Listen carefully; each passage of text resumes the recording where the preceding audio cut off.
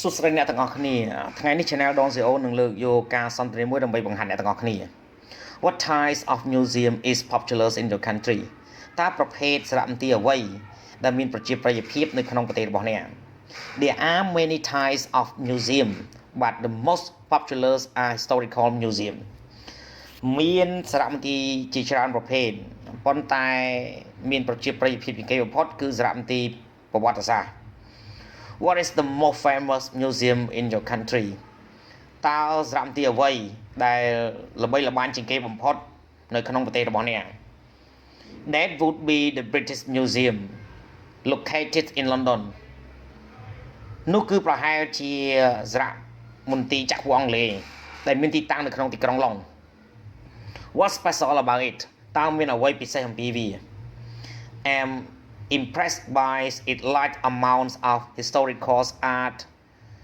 and cultural work ខ្ញុំមានការចាប់អារម្មណ៍ជាមួយស្នាដៃដ៏ច្រើននៃប្រវត្តិសាស្ត្រសិល្បៈនិងវប្បធម៌ How many times have you visited that museum តើមានចំនួនប៉ុន្មានដងហើយដែលអ្នកបានទៅទស្សនាសារមន្ទីរនោះ I have visited the museum twice ខ្ញុំបានទៅទស្សនាសារមន្ទីរនោះរយៈពេល2ដងហើយ What do you usually do when visiting a museum តើជាធម្មតាអ្នកធ្វើអ្វីនៅពេលទៅទស្សនាសារមន្ទីរ I usually listen to the tour guides and take notes about important information ជាធម្មតាខ្ញុំស្ដាប់ទៅកាន់មគ្គុទ្ទេសក៍ទេសចរហើយធ្វើការកត់ចំណាំនៅព័ត៌មានសំខាន់ៗ Are you allowed to take picture there តើអ្នកត្រូវបានគេអនុញ្ញាតឲ្យថតរូបនៅទីនោះទេ No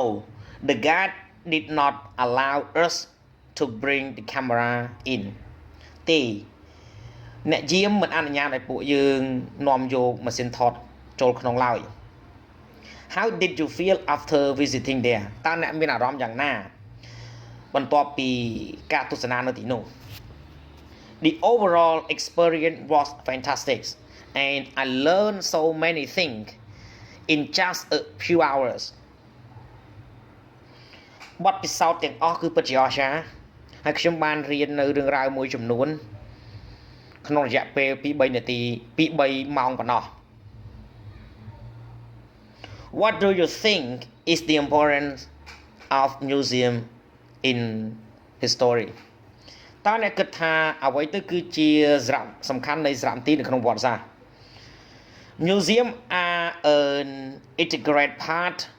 of any country story and they keep history alive សារមន្ទីរគឺជាផ្នែកមួយនៃសមាហរណកម្មនៃប្រវត្តិសាស្ត្រប្រទេសជាច្រើនហើយពួកវាបានថែរក្សានៅប្រវត្តិសាស្ត្រឲ្យនៅមានជីវិតសូមអរគុណសម្រាប់ការទស្សនាវីដេអូសូមជួយចុច Subscribe Like Share និងរូបកណ្ដឹង